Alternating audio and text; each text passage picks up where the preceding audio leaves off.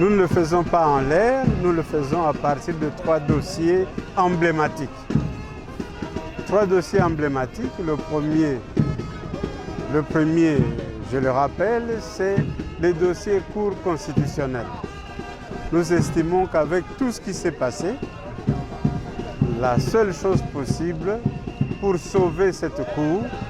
c'est que ceux qui en sont membres puissent démissionner. Et de ce fait, l'institution redevenue vierge, avec des juges, de nouveaux juges nommés par le chef de l'État, il serait possible d'avoir maintenant, de remonter la pente. Ceux qui sont là, les 9 qui sont là, ont traité avec une telle légèreté les litiges électoraux, surtout les litiges législatifs, que c'est inacceptable. Nous avons pensé également que, s'agissant du dossier de 15 millions disparus, on ne peut pas en rester là. Il faut que nous ayons une conclusion concernant cette action. Mais puisque nous sommes respectueux du droit et qu'on nous dit qu'il y a le procureur général qui travaille ces dossiers, nous voulons simplement aider le procureur général en demandant à ce que ceux qui sont suspectés d'être mêlés à ce dossier, sans préjuger du jugement de la décision finale, qu'ils puissent adopter un profil bas, c'est-à-dire qu'ils puissent donner leur démission à titre conservatoire, c'est-à-dire tant qu'on est en jugement, on adopte un profil bas pour que le jugement se fasse. Il est entendu que si au bout du processus, ils ne sont pas coupables, ils en sortent grandis parce qu'ils auront pris le temps d'adopter un profil bas, d'être réhabilités, de reprendre leurs fonctions. Mais imaginez que le procureur général puisse mener une action contre des hauts fonctionnaires de l'État, voire des membres du gouvernement. Nous pensons que il n'y a rien qui se ferait. C'est tout simplement une couverture en espérant que les gens vont oublier le problème. Mais ce n'est pas normal. Ce n'est pas normal. Et nous voulons donc en cette matière, il y ait une conclusion. Si on nous donne une explication édifiante, ça va, alors on aura tenu compte de ça, mais il n'y a aucune explication. On en est resté au niveau de l'opinion publique sur le fait de la disparition de ce montant, point. Troisième dossier, nous l'avons dit, les manifestations de Béni ont une telle gravité qu'on doit s'en occuper dans tous ses aspects. L'aspect militaire, bien entendu, et là nous saluons les efforts qui sont faits, mais il y a également l'aspect justice. Il faut qu'il y ait une grande transparence sur ce dossier parce que ça intéresse pas seulement la région, pas seulement les ressortissants, ça intéresse toute la communauté nationale. Et qu'il y ait aussi l'effort d'éviter qu'il y ait l'impunité, c'est-à-dire ceux qui seraient considérés comme coupables doivent absolument être jugés et au besoin être condamnés et donc purger leur peine. On ne peut pas en rester là. Et nous pensons que nous sommes quelque peu énervés quand nous entendons plusieurs hommes politiques déclarer « Ah, vous savez, il y a beaucoup de complicité courant, des choses aussi graves pour la République, vous amenez ça devant le tribunal et qu'on juge ces gens et qu'une décision soit prise. » Sinon, on a l'impression qu'on est en train de tourner en rond et la population ne comprend pas ce qui se passe. Je pense que pour mettre un terme à cette affaire, il faudrait voir le problème dans sa globalité, y compris sur la paix et justice. Donc, en résumé, nous sommes ici à cet endroit. Ça a une double signification. D'abord, cet endroit-ci, c'est la place de l'indépendance. Et voilà, la place de l'indépendance. 59 ans, voilà 59 ans, voilà ce que c'est la place de l'indépendance. C'est aussi emblématique parce que nous sommes devant le palais de justice. Nous aurions pu aller chez le procureur général ou à la Cour constitutionnelle. Non, nous pensons que tout ça relève de la justice. C'est au palais de justice que nous devrions faire cette manifestation. Voilà pourquoi nous sommes ici. Merci beaucoup. Un instant. Et papa? Mbote, madame. Oui, moimboka lelo penza tomoni bino bosangani elongo na ba ICLC pona kosala penza sitting oyo bandi mokola lelo pona ko réclamer kaka démission ya ba juge ya cour constitutionnelle mosolo oyo ya 15 millions de dollars oyo ebunga oyo bako accuser diraka ba chef de l'état aibi pe makambo ekoleka na est ya mboka na biso eloko ni penza congolais akokozela est-ce que ko vanda boy ko loba boende justice ko kota na mboka. Oui, pour votre information, j'aimerais d'abord préciser moi moké parce que les lots et salemi que tokutani awa ba manifestation ezalaki ebele. Biso tozali synergie bilenge plateforme de mobilisation en bas jeunesse en collaboration avec plusieurs autres mouvements moi na mboka to annoncer qui paye action pour les lots. Dossier biso tozali kolandela toye les lots awa ezali question pendante o ezali na Cour internationale de justice pour opposer RDC na Uganda. Et na kati ya dossier wana Cour internationale de justice a kataki que Uganda pona massacre pona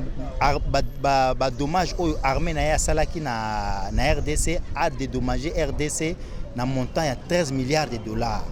Ndé question ane mimi biso lelo awa. Tozalaki surpris comment na président Félix Tshisekedi tango akendeki na Uganda Museveni ndenge nini basololaki epesi biso kokamwa président Félix Ouli a défendre ba intérêt ya RDC yena Museveni bakomeli Cour internationale de justice mukanda pour que non dossier wana na Cour internationale de justice bati yango mupanzi bango bandimi bayokana na amitié na bango pour que non baluka ndenge nini bakolekisa makambo wana alors que Cour internationale de justice eyebi ke Uganda boma bato ebele na Congo na bitumba babunda armée ougandaise na armée rwandaise na Kisangani plus précisément guerre à 6 jours ba cimetière kutu ezali nde makambo wana peuple congolais azali kolela comment président de la République azali faut défendre ekolo akomi ko trahir mboka na biso tala tine maki biso ato interpeller gouvernement a comme la Cour internationale de justice un cour pour que non ba fixer sous date ya sika ya audience pour nini RDC abanda ko recouvrer mbongo naye pour ba dédommager gouvernement ya école Congo démocratique. Est-ce que nous beaucoup liqué été ba ko dédommager RDC? Oui, parce que dossier déjà le 22 novembre selon ba date au cours international de justice a fixé qui ezalaki déjà que non batia ba clôturer dossier pour que non RDC abanda ko recouvrer mbongo naye. Donc ezalaki déjà que 2020 déjà to banda to déjà la moitié en mbongo wana tamsonga to 7 milliards de dollars. Mbongo de ngwa ki sunga gratuité enseignement tina niveau université mais tozali kokamwa président zali kokende kosenga senga mbongo na ba pays na bamboka bapaya alors que mboka na biso Uganda déjà azali na nyongo na biso pona bitumba. Est-ce que wana ba preuve que chef de l'état na ba déplacement na o azali kosala akosenga mbongo na ba pays nyonso? Oui yemoko alobaki alobi budget ya Congo soko tali na budget ya gouvernement liboso gouvernement et annoncé que budget à 7 milliards de dollars. Président lobi na bimi na ke koluka mosolo ndakendeki ko senga tango sengi tumoni ke no alobi ke budget mboka salini e mati sikoyo kokamwa koma yo zali ko kende ko senga alors que moni voisin na biso Uganda azana mbongo na biso 13 milliards de dollars na période wana Uganda azalaki kopier pe na guerre wana ba minéraux na biso akoma ki premier pays producteur ya diamant na kati ya Grand Lac ba diamant wana ezaki ba diamant ya Congo yango ezali kopesa biso kanda pe ezali kopesa biso motema penza moto mingi pour ndenge gouvernement ya RDC ezali kosunga population na yete ezali ko travailler pour na intérêt individuel pour na amitié pour na kibaninga nde yango toye lelo awa tokomela ki pe ministre memo to déposer yango to tindeli ba exigence na biso nyonso a préparer déjà ba avocat pour défendre RDC na Cour internationale de justice et puis en amont il faut commélager ce cours d'urgence pour que nos cours a fixé audience mususu pour que nos victimes ya guerre wana ba recouvrer bambongo na bango. Message donc ko lancer na ba autorité compétente ya mboka na biso na moi sitino boko sa mokola lelo pour te lobby penza et bota bambuma malamu. Message ezali sobe moko gouvernement ya ekolo asalela mboka batika kosalela ba intérêt ba dossier ezali mingi corruption rétrocommission ba dossier donc le gouvernement azo sasime penza te mobulo ezali to mona ba Congo ba réhabiliter gouverneur o yaye abu kiango donc de part et d'autre Ituri Congo central ainsi que ba dossier à corruption ezali penza kolekela peuple congolais alternance au biso ba mouvement citoyen na CLC to bundela ki ezali o tozali komona te tozana déception makasi mais bitumba na biso ko continuer jusqu'à ce que ba konzi mboka bo bazali na tana bango bako changer bizali na bango pona ko salela ekolo Congo démocratique et non ba intérêt individuel to boyi makambo ya corruption il faut aussi la parce que ba action minene ezali koya ba corrupteur wana Bakokangema, tôt ou tard. Merci beaucoup. Matondi mingi. Oui, balandi ya Congo Live Télévision, tozali a penza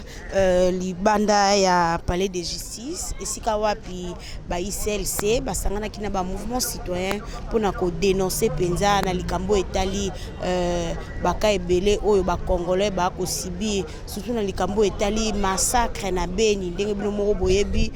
ba Congolais ba vivaka na est ya mboka na biso, ndenge ba ko boma bango ba ko ba mama bazali bongo violé pona kaka ko benga na MONUSCO o penza ba ko sala musala malamu te kuna na est ya mboka na biso, surtout na likambo etali 15 millions de dollars o penza mona mboka Vital Kamerhe de Diokab ya chef de l'état zali accusé na détournement mosolo wana yango lelo penza ba ICLC bazali na palais de justice ba bandi siti na mo mokola lelo ba ko sala 5 jours pour ça 5 jours pour nous dénoncer makamwana et surtout démission ya ba juge ya cour constitutionnelle oyebi mikoleka ki basengaka démission kasi kino lelo yo ba juge wana ba longwe karaté na ba poste na bango to siki no bolana quelques interviews et to tani bongo na si. Merci beaucoup. Hein? Merci beaucoup. On peut avoir vous êtes dans la lingala de la français. Kabea bonjour. Bonjour Ndeko. Vous avez mon mboka ya mouvement citoyen Filimbi to kutio au sangana na bandeko ya CLC to lingto eba motivation na ezani ni kusangana bandeko ya CLC. Merci beaucoup. Ndongo lobiango natande kwa mouvement citoyen Filimbi. Motivation o meminga awa premièrement nazali juriste et puis yami balé nazano acteur ya société civile.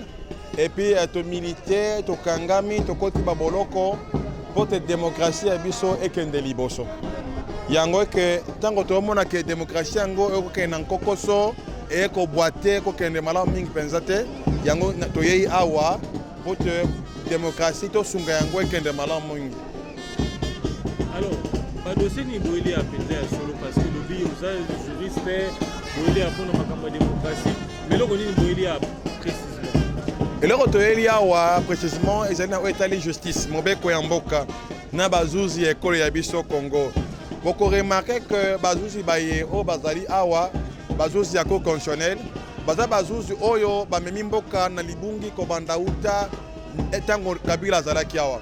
Yamboke boyeba ke bazuzi bayende balobaki Kabila kotikala o ebonga ya ye ti mokolo oyo ko remplacer ya koya. Soki moto wana ngaki aya après 20 ans bona bazusu wana Kabila lingaki avanda okiti ongwende ya ye ti 20-30 ans. Mais bokoyeba ke ba mouvement citoyen CLC na bandeko banson tozaki na balabala to militaki po te to contre ba juge wana na seni na Kabila to kende o maponami na sima ya maponami makomi boyebi yango malamu kaka bazusi baye oyo to benga ngana ko benga bato bako créer trouble kati ekolo ya biso babandi na iloko to bengi ko valider ba député bango mai ba valider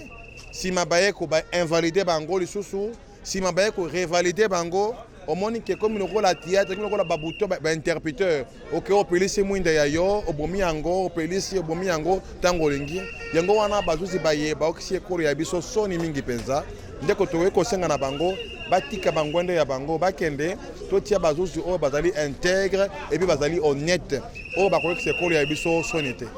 mwana mboka Palmer Kabeya uta mokonzi ya mboka Félix Akoti bino bo sentir ata changement moko mokete ata avancer moko te en matière de justice. Ndeko yangai. La justice, justice ya biso ezali appareil oyo est vendu pendant 18 ans. Ouais que bateau baza corrompu, baza enraciné na kata corruption. Il faut to picoler la corruption et puis ko picoler yango brutalement. Parce que si on picoler yango bongo te ko tika ba germe, puis ba germe wana ko boute sous lobby. Et toi, un semblant ou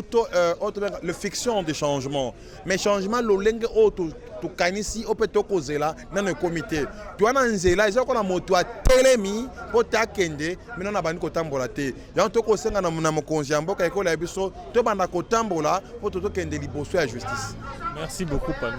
Merci de Kwangai. Oui, mbote papa. Mbote maman. Tomoni bino lelo ba ICLC boye penza na sit-in awa liboso ya palais de justice sit-in na bino pende kosala mokolo misato kasi boko revendiquer makambo ebele oyo kino lelo l'État ba kokoka kokokisa yango te kokoloba nini na bayo nyonso bakolanda partout na monde. Merci pour na motuna pe maloba. Vraiment tozo déplorer mboka na biso yango eko kozala prise en otage na oetali likambo ya corruption oetali likambo ya bakila eza kotanga du jour au jour et pas union so plus particulièrement kuna na est na Beni yango penza soki toza na bango de cœur te toseke toza bato te toza ba congolais vraiment te alors lokwa tozali de cœur na bando na biso oyo bazali na Beni baza kotangisa makila mokolo na mokolo. n'est pas dit que biso tozali na ba tribu mususu to tozali na Kinshasa wa boye tosenge kolekisa mawa pe pasi wana elongo na bando biso ya Beni pe so totali likambo ya 15 millions ezali bandele makambo po bato baza ko mituna bon kaka 15 millions o bazwa kala mais faut qu'il y ait un départ to bandeli wana na 15 millions e ko blamusa ba situation ebele ya mbongo o ezali na poche ya bato ko banda lelo na oyo le kakala ekolamuka yango biso za déterminer tondimi et que to ko bimisa notre pays na état de chaos ezali poto landela likambo ya 15 millions pe likambo ya makila ozo kotanga kuna na Beni pe pa nyonso na pe likambo ya cour constitutionnelle pona nini balingi tango nyonso bango bavimba bongo petit peuple atika la moke justice ezate na mboka le bien proverbe 14 le bien que ceux qui justice ezate na mboka pe tambola te yango wana toza debout toza déterminé pona mikomisa tozalia. Oui, pour la commission de Boko Bozalia, est-ce que beaucoup qui a été dans 3 jours au Boursala Penza, solution aux hommes, surtout dans ma 15 millions, donc qui chef de l'État, Batuna qui a un qui bongo rétro commission, Kassé Banda, les lotes Babé Banda qui depuis Bachadari, depuis la PPR de Bangon de Banda Kolia, Ndambo Kassi, Babé Koeli, chef de l'État, Molamboka, Vital Kamere, est-ce que solution aux hommes, on a 3 jours, il y a City, bino ba justement, yango to bengi biso to sala croisade qui veut dire que mwana ata lela suka na oyo koyeba ko pesa solution na mwana wana ndenge moko pe situation ezali koleka na mboka na biso lika ba 15 000 ezali loko finani mais biso to na système croisade to koloba kaka yango na lobuto lobake point de départ autobandeli kama 15 millions et ko faire ressusciter ba situation nyonso o ezali mbongo ezali ba poche bato ko lelo na oyo eleka kala to koyeba ko landela yango na biso toza déterminé que ceux qui ba yokite to ko continuer lokola femme oyo femme veuve o azali devant un juge oyo ayebi ko banga nzambe te oyo ayeba ko zwa pitié na bato te mais ça que vraiment juge wana a quoi mettre fin na situation toko trouver solution na situation ya madame ya mama wana veuve ndenge pe biso toza ko espérer que suka ça va trouver des solutions. Matondi mingi mona mboka. Na ngai pe lokola nazongisi libino matondi. Oui, Balandia Congo Live Télévision, Matondi mingi po bozaki ebele pona kolanda chaîne YouTube no Congo Live o le la kabino penza mai matali politique topé actualité ya mboka na biso Congo boti kolanda nanga ye longo penza croisade il y a 3 jours, il y a ICLC au penza organiser liboso ya palais de justice na ba mouvement citoyen na tina kaka kosenga penza vérité ezwama na mai o ezali kotambola te na mboka Congo ndakisa détournement mosolo ya 15 millions de dollars ba kosenga penza démission ya ba juge ya cour constitutionnelle obino moko boyeba kindenge cour ezasalaki penza busoni ba valider bato na pokwa na tongo bazongisi bango ba valider donc bango ba kosenga démission ya bajuge ya cour constitutionnelle pe ba kosenga kimia ezonga na est ya mboka Congo na Beni na Goma ndenge penza bandeko ba kokufa kuna yango ba ICLC elongo na mona mboka ndaiwel penda ba kosenga penza kimia ezonga na mboka Congo tokomi na suka ba utikola na bokebi merci na roze ki bona sima caméra Guy Botambela merci na ba news malanda biso partout dans le monde entier. Un tonton doux de caractère, mon vieux David Olito, mon vieux Roger Lumamolo, le président Félix Antoine Tshisekedi,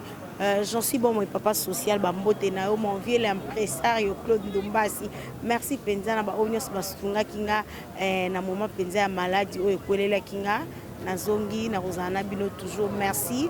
na pesi bino bambote partout dans le monde entier ngala bino sokiza bazongi te tokutani na mikolo ezali ko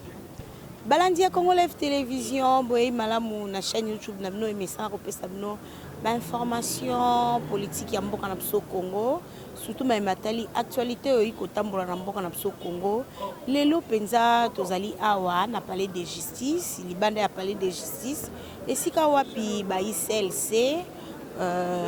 pe ba mouvement citoyen ba sali penza mo bangé na sitine oyo bandi mokolelo jeudi oyo kosala 3 jours natina kaka pona ko revendiquer ba droit ya ba congolais surtout na matali 15 millions de dollars oyo kino lelo yo o mona mboka caméra zali bongo akize ya détournement kino lelo yo solution zwa makite ba kolela pe na matali désordre ko ça na est ya mboka na biso na Beni ndenge kimia alite ba congolais ya est balingi MONUSCO te ndenge pe na kinde basaki pe marche to boy MONUSCO ekende pe démission ya ba juge ya cour constitutionnelle yango le pe na ba ICLC ba ye awa boyebi ete mikolo ekaki basala ki marche kasi bamoni ete marche wana e aboutir na eloko te kasi yango lelo yo jeudi ba préféré basala sitting nde bokomona mosika ba tante yango wana bakolala pendant 3 jours pona kosenga kana ba autorité compétente ya mboka na biso Congo ba meka mpe ko réagir na makambo penza bango bakolela yango micro na biso eko tambola ezwa quelques interviews bouti kolanda déclaration ya mwana mboka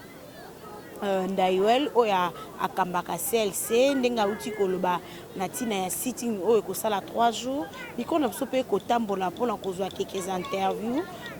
na ba congolais o penza bandimi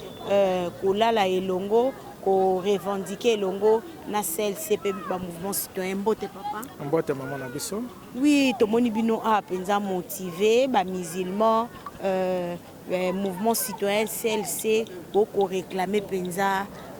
na makambo etali misato soki koko lobanini penza na baba kotalo partout na monde entier à propos ya sitina maman na tondi obobele botondi na ndenge tielinga micro pona meka kopesa point de vue na ngai par rapport na mikolo misato tokosala pe butu isato revendication na biso ya liboso ezali na makambo etali 15 millions de dollars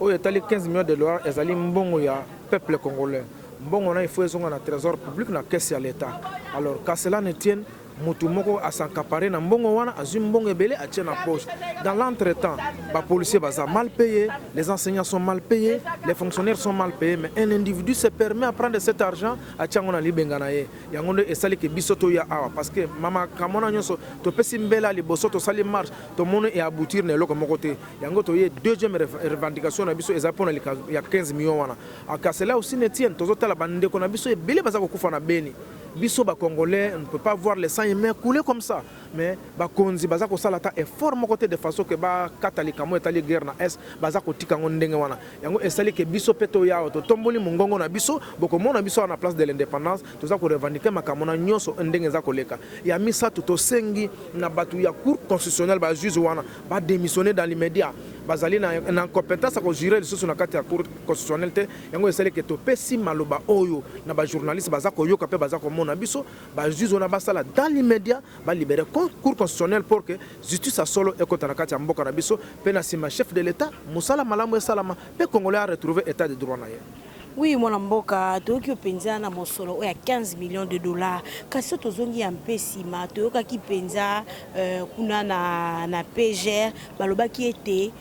Congolais moko te akoba susu ko belela tope kolobela makambo etali 15 millions de dollars kino ete basala ba enquête soki moto ango penza amona nyo a détourner mosolo wana de bakotia ye liboso bazuzi boni bino celle boko beta toujours c'était la likambo etali 15 millions. OK maman, merci. To beti c'était pas mbaté mbela ya liboso to tindi to mone ela na malamu te yango to ye awa partout soki likambo ezali likambo bachaka na congélateur te likambo bachaka non plus pe na kati ya frigo likambo bachaka likolo ya mesa boche likambo na mesa bo solo le bino nyonso bozwi solution ye PGR banda alobaki likambo wana timo ya lelo ata enquête moko basala ezali te mais likambo ya 15 millions na yazo sala biso passe yango moni lokolo tozina na ya noté na mituna na biso toza kokoba kaka kosala ba sitting timo kolo tozwa e ya no malamu na mituna na biso.